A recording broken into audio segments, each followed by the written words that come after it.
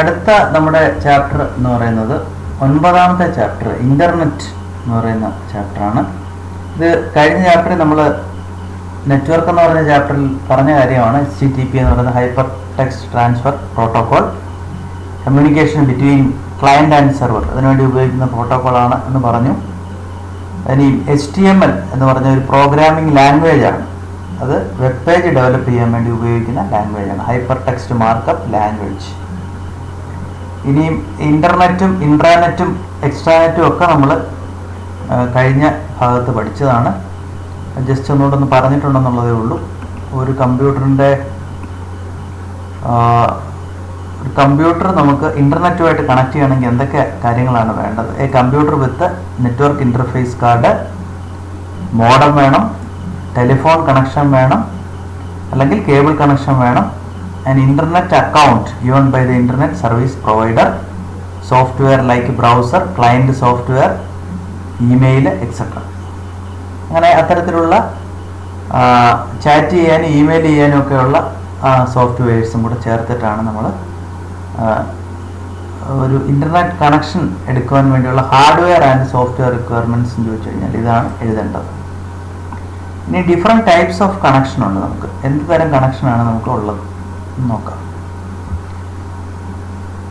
അതായത് dial-up connection ഉണ്ട്, wired broadband ഉണ്ട്, വയർലെസ് ബ്രോഡ്ബാൻഡ് ഉണ്ട്. അപ്പോൾ എന്തൊക്കെ ടൈപ്പാണെന്ന് നമ്മൾ ഓർത്തിരിക്കുക. Different types of internet connection എന്ന് പറയുമ്പോൾ ഡയലപ്പ്, വയേർഡ്, വയർലെസ്. ഡയലപ്പ് എന്ന് പറയുമ്പോൾ ടെലിഫോൺ ലൈൻ ഉപയോഗിച്ചിട്ടുള്ള കണക്ഷനാണ്. നമ്മളിപ്പോൾ അതങ്ങനെ യൂസ് ചെയ്യാറില്ല. ഡയൽ ചെയ്തിട്ടാണ് ആദ്യം നമ്മൾ കണക്ഷൻ എടുക്കേണ്ടത്. ഇത് വളരെ സ്പീഡ് കുറവാണ്. ആദ്യം ഡയൽ ചെയ്ത് നമ്മൾ ടെലിഫോൺ കണക്ഷൻ എസ്റ്റാബ്ലിഷ് ചെയ്തതിന് ശേഷമാണിത് യൂസ് ചെയ്യുന്നത്. ഇപ്പോൾ ഇത് വളരെ അൺകോമൺ ആണ്, ഇതങ്ങനെ ഉപയോഗിക്കുന്നില്ല. അടുത്തത് wired broadband connection. Wired broadband connection എന്ന് പറയുന്നതാണ് നമ്മളിപ്പോൾ വീടുകളിലൊക്കെ ഉപയോഗിക്കുന്നത്, സാധാരണ ഉപയോഗിച്ചുകൊണ്ടിരിക്കുന്നത്. ഇതിന് കുറച്ചുകൂടെ ബാൻഡ് വിഡ്ത്ത് കൂടുതലാണ്, ഹൈ ബാൻഡ് വിഡ്ത്താണ്. മറ്റേതുമായിട്ട് കമ്പയർ ചെയ്യുമ്പോൾ ബാൻഡ് വിഡ്ത്ത് കൂടുതലാണ്. അതിൻ്റെ വേർഷൻസ് ആണ് ISDN എന്ന് പറയുന്നത്, ഇൻ്റഗ്രേറ്റഡ് സർവീസസ് ഡിജിറ്റൽ നെറ്റ്വർക്ക്. നമുക്ക് ഒരേ സമയം തന്നെ ഡാറ്റയും വോയിസും ഒക്കെ ട്രാൻസ്ഫർ ചെയ്യാൻ പറ്റുന്ന ഒരു സർവീസാണ് ISDN എന്ന് പറയുന്നത്, ഇൻ്റഗ്രേറ്റഡ് സർവീസസ് ഡിജിറ്റൽ നെറ്റ്വർക്ക്. ഇനി കേബിൾ ഇൻ്റർനെറ്റ് ഉണ്ട്. അതായത് കേബിൾ, നമ്മൾ TV-യിലെ കേബിൾ തരുന്ന അവരുടെ തന്നെ സർവീസ് നമുക്ക് ഇൻ്റർനെറ്റ് സർവീസായിട്ട് അതിനോടൊപ്പം തന്നെ ലഭ്യമാക്കുന്നുണ്ട്, കേബിൾ മോഡം ഉപയോഗിച്ച് കഴിഞ്ഞാൽ. അതാണ് കേബിൾ ഇൻ്റർനെറ്റ് എന്ന് പറയുന്നത്. പിന്നെ ഉള്ളതെന്ന് പറഞ്ഞാൽ ഡിജിറ്റൽ സബ്സ്ക്രൈബർ ലൈൻ, DSL എന്ന് പറയുന്നത്. അത് ടെലിഫോൺ ലൈൻ ഉപയോഗിച്ചിട്ടാണ് നമ്മൾ ഉപയോഗിക്കുന്നത്. ഈ ഡാറ്റ കണക്ഷന് വേണ്ടി ഉപയോഗിക്കുന്നതെങ്കിൽ, നമ്മൾ സാധാരണ ഉപയോഗിക്കുന്ന ഈ ലാൻഡ് ഫോണിന് അനുബന്ധിച്ചാണ് നമ്മൾ കണക്ഷൻ എടുത്തിരിക്കുന്നതെങ്കിൽ അത് DSL ആയിരിക്കും, അതായത് ഡിജിറ്റൽ സബ്സ്ക്രൈബർ ലൈൻ. ഇനിയുണ്ട് ലീസ്റ്റ് ലൈൻ എന്ന് പറഞ്ഞിട്ടുണ്ട്. ലീസ്റ്റ് ലൈൻ അതെന്ന് പറഞ്ഞാൽ ഡെഡിക്കേറ്റഡ് ലൈനാണ്. എപ്പോഴും ആ ലൈൻ ഇങ്ങനെ ഫുൾ ടൈം കണക്ട് ചെയ്തിട്ടിരിക്കുകയാണ്. 100 Mbps വരെ അതിൻ്റെ സ്പീഡ് കിട്ടും. അത് സാധാരണയായിട്ട് കമ്പനികളൊക്കെയാണ് അത് ഉപയോഗിക്കുന്നത്. വാടകയ്ക്ക് ലൈൻ എടുത്തിട്ട് നമ്മളിങ്ങനെ ഫുൾ ടൈം കണക്ടിവിറ്റിക്ക് വേണ്ടി ഇട്ടിരിക്കുകയാണ്. അടുത്തത് fibre to the home, FTTH. FTTH എന്ന് പറഞ്ഞു കഴിഞ്ഞാൽ it uses optical fibre from ISP users home. അതായത് ഒപ്റ്റിക്കൽ ഫൈബർ ഉപയോഗിച്ചുകൊണ്ടുള്ള ഒരു കണക്ഷനാണ് ഫൈബർ ടു ദ ഹോം എന്ന് പറയുന്നത്. ഇപ്പോൾ ഏറ്റവും കൂടുതൽ പ്രചാരത്തിൽ ഇപ്പോൾ ഉള്ള സംഭവമാണ് FTTH. വളരെ വേഗത്തിൽ നമുക്ക് ഡാറ്റ ട്രാൻസ്ഫർ ചെയ്യാൻ പറ്റും. ലൈറ്റായിട്ടാണ് ഡാറ്റ ട്രാൻസ്ഫർ ചെയ്യുന്നത്. സിഗ്നൽസിന് പകരം, ഇലക്ട്രിക്കൽ സിഗ്നൽസിന് പകരം ലൈറ്റ് സിഗ്നൽസ് ആണ്. നിങ്ങൾക്കറിയാം ലൈറ്റിന് വളരെ വേഗത കൂടുതലാണ്. അപ്പോൾ വളരെ വേഗത്തിൽ സിഗ്നൽസ് പാസ് ചെയ്യാനായിട്ട് സാധിക്കും. ഏറ്റവും കൂടുതൽ ഇപ്പോൾ പ്രചാരത്തിലുള്ള ഒരു സിസ്റ്റമാണ് FTTH, fibre to the home. അതിന് വളരെ കൂടുതൽ ബാൻഡ് വിഡ്ത്തും ഉണ്ട്. ലേസർ ബീം ഉപയോഗിച്ചിട്ടാണ് ഇത് വർക്ക് ചെയ്യുന്നത്.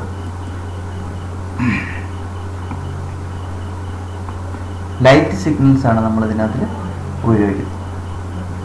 ഇനി wireless broadband connectivity. Wireless system എന്തൊക്കെയാണെന്നുള്ളത് നമുക്കറിയാം. ഒന്ന് മൊബൈൽ ഫോണോ ടാബ്ലറ്റോ ഒക്കെ ഉപയോഗിച്ചിട്ട് നമുക്ക് നെറ്റ് പറ്റും. അതുപോലെ തന്നെ വൈമാക്സ് എന്ന് പറയുന്നത് വൈഫൈയെക്കാട്ടിൽ കുറച്ചും കൂടെ അഡ്വാൻസ്ഡ് സിസ്റ്റമാണ്. ഒരു സിറ്റി മുഴുവനുള്ള കുറച്ചും കൂടെ റേഞ്ച് കൂടിയ, കുറച്ച് ഏരിയ കൂടുതൽ കവർ ചെയ്യുന്ന സിസ്റ്റമാണ് വൈമാക്സ്. അതുപോലെ സാറ്റലൈറ്റ് ബ്രോഡ്ബാൻഡ് വിസാറ്റ് എന്ന് പറഞ്ഞിട്ട് very small aperture terminal dish വെച്ചിട്ടാണ് നമ്മളത് റിസീവ് ചെയ്യുന്നത്. ട്രാൻസീവർ എന്ന് പറഞ്ഞാൽ ട്രാൻസ്മിറ്ററും റിസീവറും. അപ്പോൾ അതാണ് സാറ്റലൈറ്റ് ബ്രോഡ്ബാൻഡ്. ഇനിയും ഡിഫറൻറ്റ് ഇൻ്റർനെറ്റ് ആക്സസ് ചെയ്യാനുള്ള മെത്തേഡ്സ് എന്തൊക്കെയാണ്? ഒരു മെത്തേഡ് ലാൻ, അതായത് ലോക്കൽ ഏരിയ നെറ്റ്വർക്ക് ഉപയോഗിച്ചിട്ട് നമുക്ക് ഇൻ്റർനെറ്റ് ആക്സസ് ചെയ്യാൻ പറ്റും. രണ്ടാമത്തെ മെത്തേഡ് എന്ന് പറഞ്ഞാൽ വൈഫൈ നെറ്റ്വർക്ക് ഉപയോഗിച്ചിട്ട് നമുക്ക് ഇൻ്റർനെറ്റ് എടുക്കാം. ഇനി അടുത്തത് ലൈഫൈ. ലൈഫൈ എന്ന് പറഞ്ഞാൽ വൈഫൈയുടെ കൂട്ട് തന്നെയാണത്, പക്ഷേ ഇവിടെ നമ്മൾ ഉപയോഗിക്കുന്നത് ലൈറ്റ് ഉപയോഗിച്ചിട്ടുള്ള ടെക്നോളജിയാണ്. അതായത് സിഗ്നലിനെ ലൈറ്റാക്കി മാറ്റിയതിന് ശേഷമാണ് സെൻഡ് ചെയ്യുകയും റിസീവ് ചെയ്യുകയും ഒക്കെ ചെയ്യുന്നത്. അപ്പോൾ ഇവിടെ ഒരു LED-യുടെയും ഫോട്ടോ ഡിറ്റക്ടറിൻ്റെയും സഹായം നമ്മൾ ഉപയോഗിക്കുന്നുണ്ട്. വൈഫൈ പോലെ തന്നെയാണ്, പക്ഷേ കുറച്ചുകൂടെ സ്പീഡ് കൂടിയ ഒരു സംവിധാനമാണ് ലൈഫൈ എന്ന് പറയുന്നത്. ലൈറ്റ് എൻ്റെ നിങ്ങൾക്കറിയാം, നേരത്തെ തന്നെ പറഞ്ഞ കാര്യമാണ്. ലൈറ്റ് വളരെ ഒപ്റ്റിക്കൽ വേർഷനാണ്. അതിൻ്റെ വൈഫൈയുടെ ഒരു ഒപ്റ്റിക്കൽ വേർഷനാണ് വൈഫൈ എന്ന് പറയുന്നത്. വൈഫൈയുടെ ഒപ്റ്റിക്കൽ വേർഷനാണ് ലൈഫൈ എന്ന് പറയുന്നത്. ഇനി അതിൻ്റെ സ്പീഡ് 100 Mbps വരെയുണ്ട്. എയർക്രാഫ്റ്റ് ആൻഡ് ഹോസ്പിറ്റൽ അവിടെയൊക്കെ നമുക്ക് ഉപയോഗിക്കാം. വാട്ടറിന് അടിയിൽ, അതായത് അണ്ടർ വാട്ടറിൽ നമുക്ക് ഉപയോഗിക്കാം. വൈഫൈ ഉപയോഗിക്കാൻ പറ്റാത്ത സ്ഥലത്തൊക്കെ നമുക്കത് ഉപയോഗിക്കാനായിട്ട് പറ്റും. ഇത് വോൾസ് ഒക്കെ പെനിട്രേറ്റ് ചെയ്യും, അതായത് ഭിത്തികളൊക്കെ തുളച്ചപ്പുറത്തേക്ക് എത്തിക്കാനായിട്ട് പറ്റും. സെക്യൂരിറ്റി കൂടുതലാണ്. ഇതിൻ്റെ ഡിസഡ്വാൻറ്റേജ് എന്ന് പറയുമ്പോൾ ലൈൻ ഓഫ് സൈറ്റ് കമ്മ്യൂണിക്കേഷൻ മാത്രമേ ഇതിലൂടെ സാധ്യമാകുള്ളൂ. നേർരേഖയിലുള്ള സഞ്ചാരം മാത്രമേ ഇതിന് പറ്റുള്ളൂ. അപ്പോൾ അങ്ങനൊരു പ്രശ്നം മാത്രം ഇതിന് ഡിസഡ്വാൻറ്റേജ് ആയിട്ട് ഉണ്ട്. ഇനിയും ഇൻ്റർനെറ്റ് തരുന്ന സർവീസുകൾ എന്തൊക്കെയാണ്? ഇത് നമുക്ക് പരീക്ഷയ്ക്ക് പ്രതീക്ഷിക്കാവുന്ന ഒരു ചോദ്യമാണ്. What are the services given by internet? അതിലൊന്നാണ് world wide web, WWW. WWW എന്ന് പറയുന്നത് ഹ്യൂജ് ക്ലയൻറ്റ് സെർവർ സിസ്റ്റം, ഒരു ക്ലയൻറ്റ് സെർവർ സിസ്റ്റമാണ്, വലിയൊരു client server system. It contains a collection of documents. ഒരുപാട് ഡോക്യുമെൻറ്റ്സ് അതിനകത്ത് സംഭരിച്ച് വെച്ചിട്ടുണ്ട്. നമുക്ക് അതിൻ്റെ ലിങ്ക് ഉപയോഗിച്ചിട്ട് ലോകത്ത് എവിടെ നിന്ന് വേണമെങ്കിലും അതിലെ ഡാറ്റ ആക്സസ് ചെയ്യാനായിട്ട് പറ്റും. ഇനി അടുത്ത രണ്ടാമത്തെ സർവീസ് എന്ന് പറഞ്ഞാൽ സെർച്ച് എഞ്ചിൻ എന്നുള്ളതാണ്. സെർച്ച് എഞ്ചിൻ എന്ന് പറഞ്ഞാൽ വെബ്സൈറ്റുകളാണ്. ആ വെബ്സൈറ്റ് ഉപയോഗിച്ചിട്ട് നമുക്ക് എന്ത് വിവരങ്ങൾ, എന്ത് ഇൻഫർമേഷൻ വേണമെങ്കിലും നമുക്ക് സെർച്ച് ചെയ്യാനായിട്ട് സാധിക്കും. അതിനെ പറയുന്ന പേരാണ് സെർച്ച് എഞ്ചിൻ. എക്സാമ്പിൾ ഗൂഗിൾ ഒരു സെർച്ച് എഞ്ചിനാണ്. യാഹു എന്ന് പറയുന്ന ഒരു സെർച്ച് എഞ്ചിനാണ്. ഇങ്ങനെ ഒരുപാട് സെർച്ച് എഞ്ചിൻസ് ഉണ്ട്. സെർച്ച് ചെയ്യാനായിട്ട്, വിവരങ്ങൾ സെർച്ച് ചെയ്യാനായിട്ട് ഉപയോഗിക്കുന്ന സൈറ്റുകളെ, വെബ്സൈറ്റുകളെ പറയുന്ന പേരാണ് സെർച്ച് എഞ്ചിൻ. അപ്പോൾ നിങ്ങളോട് ചോദിക്കുകയാണ്, നിങ്ങൾക്ക് ഇപ്പോൾ കമ്പ്യൂട്ടറിനെ സംബന്ധിച്ചുള്ള വിവരങ്ങൾ എടുക്കണം, നിങ്ങൾ എന്ത് സർവീസ്, ഇൻ്റർനെറ്റിലെ എന്ത് സർവീസ് ഉപയോഗിക്കും എന്ന് ചോദിച്ചാൽ നിങ്ങൾ പറയണം സെർച്ച് എഞ്ചിൻ ഉപയോഗിക്കും. ഇനി അതേപോലെ സെർച്ച് എഞ്ചിൻ എങ്ങനെയാണ് പ്രവർത്തിക്കുന്നത്? സെർച്ച് എഞ്ചിൻ പ്രവർത്തിക്കുന്നതെന്ന് പറഞ്ഞു കഴിഞ്ഞാൽ അതിനകത്തൊരു പ്രോഗ്രാമുണ്ട്. ക്രോളർ അല്ലെങ്കിൽ സ്പൈഡർ അല്ലെങ്കിൽ റോബോട്ട് അല്ലെങ്കിൽ ബോട്ട്സ് എന്ന് പറഞ്ഞിട്ടുള്ളൊരു പ്രോഗ്രാമാണ്. ഈ ഓരോ പേജിലും നമ്മൾ കൊടുക്കുന്ന വിവരങ്ങളുള്ള എല്ലാ പേജുകളും ഇത് കണ്ടുപിടിച്ചിട്ട് ആ പേജുകൾ മുഴുവനാണ് നമ്മളുടെ റിസൾട്ടായിട്ട്, സെർച്ചിൻ്റെ റിസൾട്ടായിട്ട് കാണിക്കുന്നത്. ആ ജോലി ചെയ്യുന്ന പ്രോഗ്രാമിനെ പറയുന്ന പേരാണ് ക്രോളർ അല്ലെങ്കിൽ സ്പൈഡർ അല്ലെങ്കിൽ റോബോട്ട് അല്ലെങ്കിൽ ബോട്ട്. അത് ഓർത്തോണം. ഇനി എന്താണ് ഇമെയിൽ? ഇമെയിൽ എന്ന് പറഞ്ഞാൽ it is use to exchange digital data between devices over internet. നമുക്കറിയാം, മുമ്പേ നമ്മൾ നേരത്തെ തന്നെ പറഞ്ഞാണ്, ഇമെയിലിന് 2 ഭാഗങ്ങളുണ്ട്. ഒന്ന് യൂസറുടെ ID സർവീസ് തരുന്ന gmail.com ആണെങ്കിൽ സർവീസ് തരുന്ന ആളുടെ പേരാണ് @ കഴിഞ്ഞിട്ട് അതിന് മുമ്പ് നമ്മളുടെ യൂസറുടെ പേര്. 2 ഭാഗങ്ങൾ കാണും. ഇനിയും സോഷ്യൽ മീഡിയ എന്ന് പറയുന്നതാണ് അടുത്ത സർവീസ്. സോഷ്യൽ മീഡിയ നിങ്ങൾക്കറിയാം, ഇപ്പോൾ നമുക്ക് ക്രിയേറ്റ് ചെയ്യാം, ഷെയർ ചെയ്യാം, ഡിസ്കസ് ചെയ്യാം. അങ്ങനെ ഒരു നമ്മുടെ കണ്ടന്റുകൾ വേണമെങ്കിൽ നമുക്ക് മോഡിഫൈ ചെയ്യാം. അങ്ങനെയുള്ള കമ്മ്യൂണിറ്റീസ് നമുക്ക് പുതുതായിട്ട് ക്രിയേറ്റ് ചെയ്യാൻ പറ്റുന്ന ഒരു സംവിധാനമാണ് സോഷ്യൽ മീഡിയ എന്നതുകൊണ്ട് ഉദ്ദേശിക്കുന്നത്. അപ്പോൾ അതിൽ ഇൻ്റർനെറ്റ് ഫോറമാണ് ആദ്യത്തെ. ഇൻ്റർനെറ്റ് ഫോറം എന്ന് പറഞ്ഞാൽ ഒരു ഓൺലൈൻ ഡിസ്കഷനാണ്. നമ്മളൊരു മെസ്സേജ് ഇടുന്നു, അതിൽ നിന്ന് വിവരങ്ങൾ അവർ ഇങ്ങോട്ട് മെസ്സേജ് ഇടുന്നു, അങ്ങനെ പരസ്പരമുള്ള ഡിസ്കഷൻ ഫോറം, അതാണ് ഇൻ്റർനെറ്റ് ഫോറം എന്ന് പറയുന്നത്. ഇനി അടുത്ത സോഷ്യൽ ബ്ലോഗാണ്. സോഷ്യൽ ബ്ലോഗ് എന്ന് പറയുമ്പോൾ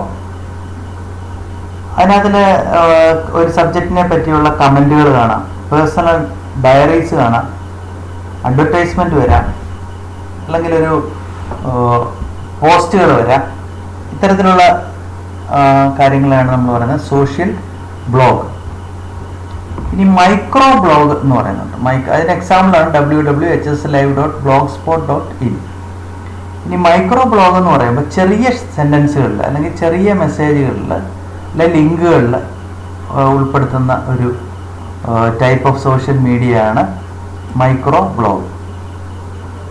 ഇത് ട്വിറ്ററാണ് ഇതിന് എക്സാമ്പിൾ. മൈക്രോ ബ്ലോഗ് എന്ന് പറയുന്നത് ട്വിറ്റർ എന്ന് പറയുന്നതാണ് മൈക്രോ ബ്ലോഗിൻ്റെ എക്സാമ്പിളാണ്. ഇനി അടുത്ത സർവീസാണ് വിക്കീസ്. വിക്കീസ് എന്ന് പറയുന്നത് നമുക്ക് അതിലേക്ക് പുതിയ വിവരങ്ങൾ ചേർക്കാം, എക്സിസ്റ്റിംഗ് വിവരങ്ങൾ നമുക്ക് സെർച്ച് ചെയ്യാം, എഡിറ്റ് ചെയ്യാം, ആണ് വിക്കി എന്ന് പറയുന്നത്. വിക്കീസ് എന്ന് പറഞ്ഞാൽ വിവരങ്ങൾ സെർച്ച് ചെയ്യാൻ വേണ്ടിയുള്ളൊരു സർവീസാണ്. ഇനി സോഷ്യൽ നെറ്റ്വർക്ക്. സോഷ്യൽ നെറ്റ്വർക്ക് എന്ന് പറയുമ്പോൾ അതിന് എക്സാമ്പിളാണ് ഫേസ്ബുക്ക്. നമ്മുടെ ഫ്രണ്ട്സിനും ഒക്കെ ആയിട്ട് നമുക്ക് കുറേ വിവരങ്ങൾ കമ്മ്യൂണിക്കേറ്റ് ചെയ്യാം, പുതുതായിട്ട് വെബ് പേജുകൾ നിർമ്മിക്കാം, അത് ഷെയർ ചെയ്യാം, ടെക്സ്റ്റ്, ഇമേജ്, വീഡിയോയും ഒക്കെ ഷെയർ ചെയ്യാം, പോസ്റ്റുകൾ സെൻഡ് ചെയ്യാം.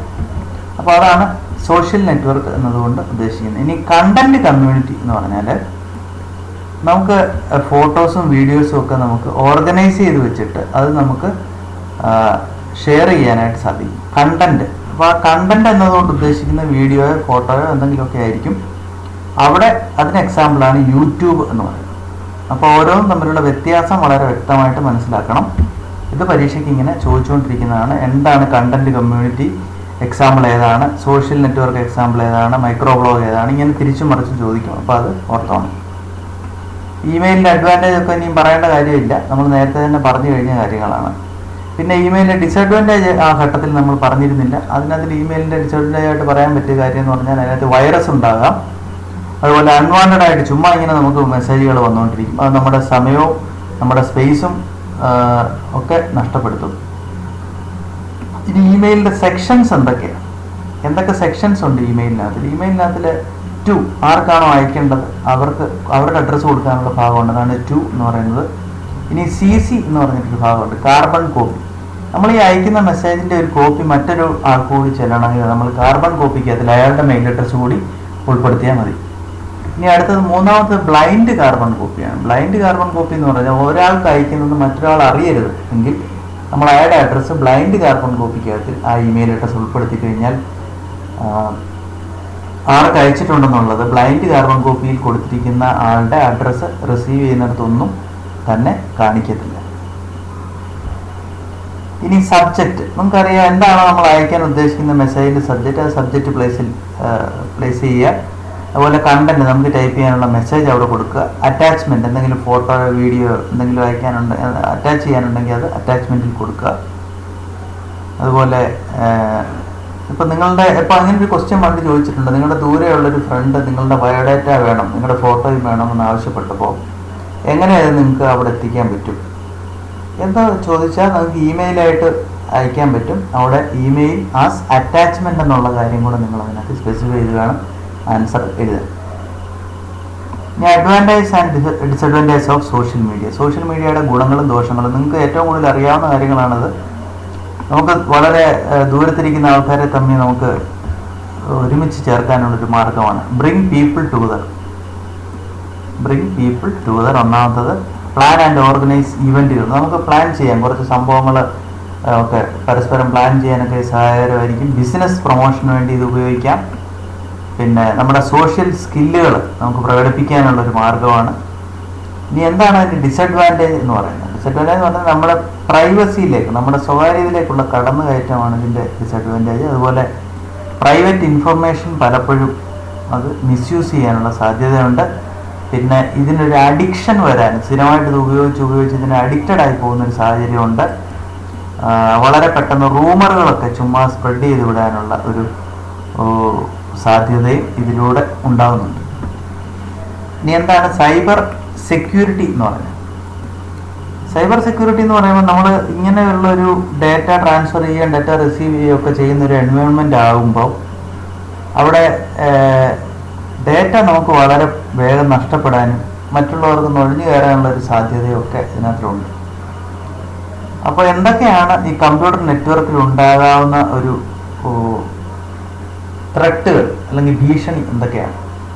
ഒന്നാമത്തത് കമ്പ്യൂട്ടർ വൈറസ് തന്നെയാണ്. നിങ്ങൾക്കറിയാം, വൈറസ് ഒരു കമ്പ്യൂട്ടറിൽ നിന്നും അല്ലെങ്കിൽ ഒരു പ്രോഗ്രാമിൽ നിന്നും മറ്റൊരു പ്രോഗ്രാമിലേക്ക് സ്പ്രെഡ് ചെയ്ത് ഇങ്ങനെ കമ്പ്യൂട്ടറുകളുടെ പല പ്രവർത്തനങ്ങളും നശിപ്പിക്കുന്ന ഒരു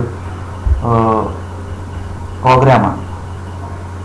ഇനി അടുത്തത് വേംസ് ആണ്. വേംസ് എന്ന് പറഞ്ഞു കഴിഞ്ഞാൽ അത് റൈറ്റ് വൺസ് റീഡ് മെനി എന്നാണ്. അതിങ്ങനെ സ്പ്രെഡ് ചെയ്ത് പൊയ്ക്കൊണ്ടിരിക്കും, റെപ്ലിക്കേറ്റ് ചെയ്യുന്നതാണ് വേംസ്. അടുത്ത ട്രോജൻ ഹോഴ്സ്.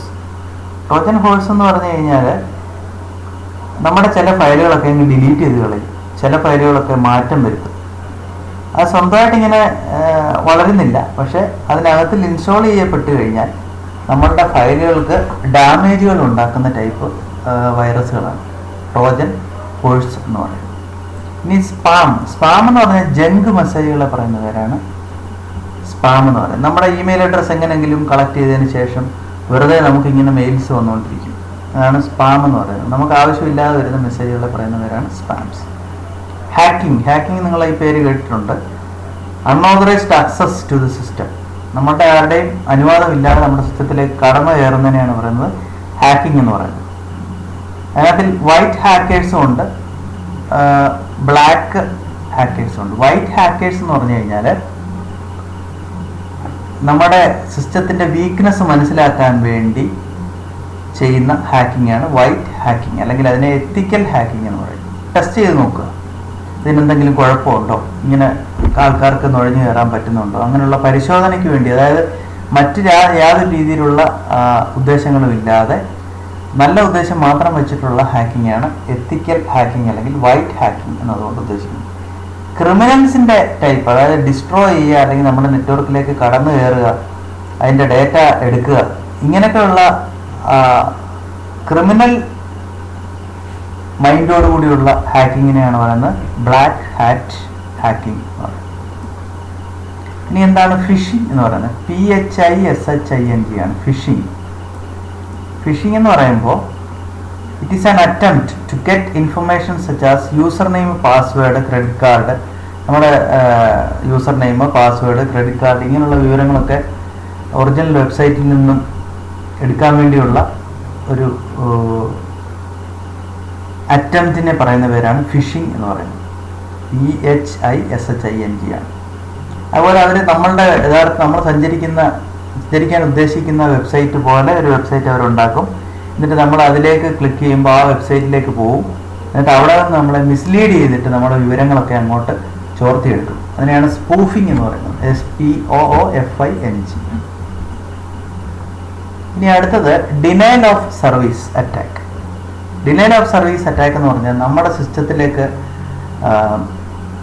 നമുക്ക് റിക്വസ്റ്റ് ഒരു 10, 100 അല്ലെ 50 ഒക്കെ റിക്വസ്റ്റുകൾ മാത്രമേ നമുക്ക് സെർവ് ചെയ്യാൻ പറ്റുന്ന ഒരു സ്റ്റേജിൽ ലക്ഷക്കണക്കിന് റിക്വസ്റ്റ് നമ്മുടെ കമ്പ്യൂട്ടറിലേക്ക്, നമ്മുടെ സെർവറുകളിലേക്ക് അയച്ചിട്ട് ആ സെർവറിനെ എങ്ങാതെ ഹാങ് ആക്കിയതിന് ശേഷം അതിനെ ഷട്ട് ഡൗൺ ചെയ്യുന്ന ഒരു സിസ്റ്റമാണ്. അങ്ങനെ സർവീസ് ഷട്ട് ഡൗൺ ചെയ്ത് ജെനുവിൻ യൂസേഴ്സിന് പോലും കിട്ടാത്ത രീതിയിലാക്കുന്ന സർവീസിനെ പറയുന്ന പേരാണ്, അത്തരത്തിലുള്ള ഒരു പ്രവർത്തനത്തിനെ പറയുന്ന പേരാണ് ഡിനയൽ ഓഫ് സർവീസ് അറ്റാക്ക്. ഇനി man in middle attack. If a centre of a communication without proper security transmit information, attackers will secretly intercept and insert message or modify the message. നമ്മളൊരു മെസ്സേജ് ഒരു സ്ഥലത്ത് നിന്ന് മറ്റൊരു സ്ഥലത്തേക്ക് അയക്കുമ്പോൾ ആ message എടുത്തിട്ട് അതിനെ സീക്രട്ടായിട്ട് മാറ്റം വരുത്തിയതിന് ശേഷം വീണ്ടും അത് സെൻഡ് ചെയ്ത് വിടും. അപ്പോൾ ഒരു ഇടയ്ക്കൊരു ആൾ നിന്നിട്ട് മാറ്റം വരുത്തുന്ന പോലെ ഉള്ള ഒരു സംഭവമാണ്. അപ്പോൾ അവിടെ നമ്മുടെ അക്കൗണ്ട് നമ്പറോ പാസ്വേഡോ ഒക്കെ ഉപയോഗിച്ചുകൊണ്ട് നമ്മുടെ പൈസ നഷ്ടപ്പെടുത്താനുള്ളൊരു സാധ്യതയുണ്ട്. മാൻ ഇൻ മിഡിൽ അറ്റാക്ക്. ഇനി എങ്ങനെ നമുക്ക് ഈ സൈബർ ത്രെട്ടുകൾ, ഇവിടെ TH ആണ് ത്രെട്ട് എന്നുള്ളത്, സ്പെല്ലിംഗ് ശ്രദ്ധിച്ചോണം. THREATS എന്നാണ് ത്രെട്ട് എന്ന് പറഞ്ഞാൽ ഭീഷണി. അപ്പോൾ എങ്ങനെ നമുക്ക് സൈബർ ത്രെട്ടുകളെ അതിജീവിക്കാം, അതിനെ എങ്ങനെ നമുക്ക് തരണം ചെയ്യാം എന്നുള്ള ഒന്നാമത്തെ കാര്യമാണ് ഫയർവാൾ. ഫയർവാൾ എന്ന് പറഞ്ഞു കഴിഞ്ഞാൽ നമ്മുടെ സെക്യൂരിറ്റി സിസ്റ്റത്തിനെയാണ് പറയുന്നത്. അതായത് ഹാർഡ്വെയർ സോഫ്റ്റ്വെയർ നമ്മളുടെ സിസ്റ്റത്തിന് പ്രൊട്ടക്ഷൻ കൊടുക്കാൻ വേണ്ടിയുള്ള ആ സിസ്റ്റങ്ങളെ പറയുന്ന പേരാണ് firewall. It control incoming and out going net traffic. അതുപോലെ തന്നെ വേറെ എന്തെങ്കിലും തരത്തിലുള്ള എൻട്രി വരികയാണെങ്കിൽ ആ എൻട്രി ബ്ലോക്ക് ചെയ്യുക, അതൊക്കെയാണ് ആ ഫയർവാളിൻ്റെ ജോലി. ഇനി അടുത്ത ആൻറ്റിവൈറസ് സ്കാനർ. ആൻറ്റിവൈറസ് നമ്മൾ ഇൻസ്റ്റാൾ ചെയ്തിട്ടിരുന്നു കഴിഞ്ഞാൽ ഏതെങ്കിലും പ്രോഗ്രാമോ വല്ലതും നമ്മൾ ഓപ്പൺ ചെയ്യാൻ ശ്രമിക്കുമ്പോൾ അതിനെ ഒന്ന് സ്കാൻ ചെയ്ത് നോക്കുക. സ്കാൻ ചെയ്ത് നോക്കിയിട്ട് അത് വൈറസ് ഇൻഫെക്റ്റഡ് ആണെങ്കിൽ അതിനെ നമ്മുടെ സിസ്റ്റത്തിലേക്ക് എടുക്കാതെ അതിനെ പ്രത്യേകം ക്വാറന്റൈൻ ചെയ്ത് മാറ്റി വെക്കുന്ന സംവിധാനമാണ് ആൻറ്റിവൈറസ് സ്കാനേഴ്സ്. ഇനി അടുത്തത് കുക്കീസ് എന്ന് പറഞ്ഞിട്ടാണ്. കുക്കീസ് എന്ന് പറഞ്ഞാൽ നമ്മുടെ വെബ്സൈറ്റിൽ എപ്പോഴും കാണാം. നമ്മളിപ്പോൾ കുറേ തവണ ഒരു വെബ്സൈറ്റിൽ പോയി കഴിഞ്ഞാൽ നമുക്ക് നമ്മുടെ യൂസർ നെയിമും പാസ്വേഡും ഒക്കെ അതിൽ തന്നെ റിമെമ്പർ കൊടുത്തിടും. റിമെമ്പർ കൊടുത്തിട്ട് കഴിയുമ്പോൾ അടുത്ത പ്രാവശ്യം നമ്മുടെ പേരടിക്കുമ്പോൾ തന്നെ ഓട്ടോമാറ്റിക്കായിട്ട് പേരും പാസ്വേഡും ഒക്കെ തന്നെ വരും. അതിനെയാണ് കുക്കീസ് എന്ന് പറയുന്നത്. അത് ചെറിയ ടെക്സ്റ്റുകൾ നമ്മുടെ കമ്പ്യൂട്ടറിനുള്ളിൽ തന്നെ ക്രിയേറ്റ് ചെയ്യപ്പെടും.